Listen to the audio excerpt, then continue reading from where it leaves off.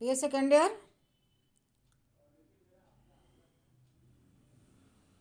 I will take you today's class, second paper money banking and public finance. First class में हमने आपको basic concept of money के बारे में बताया था। मनी क्या है, उसका डेफिनेशन क्या है और इसकी मीनिंग क्या है। मीनिंग और डेफिनेशन ऑफ मनी के बारे में हमने बताया था।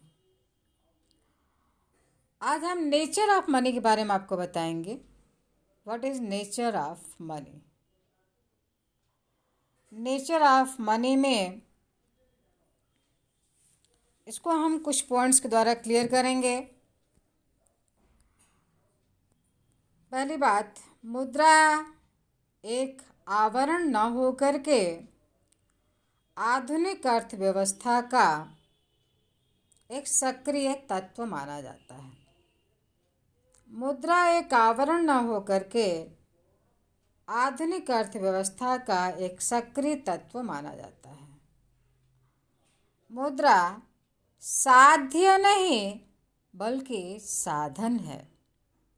मुद्रा सर्वाधिक तरल परिसंपत्ति के रूप में माना जाता है। मुद्रा उत्पादन एवं वितरण क्रियाओं के लिए चिकनाई की तरह कार्य करता है और मुद्रा व्यवस्था पर सरकारी नियमन एवं नियंत्रण की आवश्यकता होती है। अब हम नेचर ऑफ मनी को एक्सप्लेन करेंगे। जैसा कि कैड ने कहा कि मुद्रा यद्यपि हमारे चारों तरफ रहती है और बहुत सी क्रियाओं को प्रभावित भी करती है, फिर भी हम निश्चित रूप से यह नहीं बता पाते हैं कि मुद्रा क्या है, या बताने में कठिनाई होती है कि मुद्रा क्या है। क्राउथर ने कहा कि व्यवहार में प्रत्येक व्यक्ति ये जानता है कि मुद्रा क्या है, लेकिन बहुत कम व्यक्ति उसे परिभाषित करने के लिए तैयार हो पाते हैं, जिससे उनका अन्य वस्तुओं से अंतर जाना जा सके। आधुनिक जीवन में अगर हम मुद्रा के महत्व को देखें तो मुद्रा के महत्व को देखते हुए मुद्रा के स्वरूप को की जानकारी होना, ठीक ठाक जानकारी होना आवश्यक है। रॉबर्टसन ने कहा कि अर्थशास्त्र के विद्यार्थी के लिए ये जानना बहुत ही ज़रूरी है कि वह प्रारंभ से ही मौद्रिक आवरण को हटाने का प्रयास करें, उस मौद्रिक आवरण को हटाने का प्रयास करें जिससे या जिसमें अधिकांश व्यावसायिक सौदे लिपटे रहते हैं, और वह यह देखें कि वास्तविक वस्तुओं और सेवाओं के रूप में क्या हो रहा है। या वास्तविक रूप में यह जाने कि मौद्रिक आवरण को, ऐसे मौद्रिक आवरण को प्रारंभ के ऐसे मौद्रिक आवरण को हटाने का प्रयास करें जिसमें अधिकांश व्यावसायिक सौदा होता रहता है, और यह जानने का प्रयास करें, यह देखने का प्रयास करें कि वास्तविक वस्तुओं और सेवाओं के रूप में वास्तव में क्या हो रहा है। निसंदेह उसे यथासंभव अधिक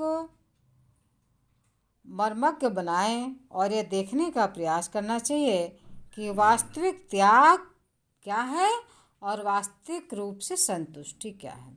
या आप ये कह सकते हैं कि वास्तविक त्याग और संतुष्टि के रूप में क्या हो रहा है, ये जानने का प्रयास करना चाहिए। यह मुद्रा का जो प्रकृति है या इसका जो स्वभाव है, हम इसके द्वारा स्पष्ट कर सकते हैं। इन बिंदुओं के द्वारा इसको स्पष्ट किया जा सकता है। मुद्रा एक आवरण न होकर के आधुनिक अर्थव्यवस्था का एक सक्रिय तत्व माना जाता है। प्रथम विश्व युद्ध से पहले इंग्लैंड में मुद्रा का क्या नेचर था, क्या इसकी प्रकृति थी, इसके संबंध में यह बताया गया, यह कहा गया कि मुद्रा एक रैपर है जिसमें सामान बंध के आपके पास आता है। मुद्रा एक ऐसा रैपर है जिसमें सामान बंध के आपके पास आता है। दूसरी बात ये कहा गया कि मुद्रा एक ऐसा आवरण है जिसके पीछे वास्तविक आर्थिक शक्तियों का कार्य छिपा होता है। वास्तविक आर्थिक शक्तियों का कार्य छुपा होता है।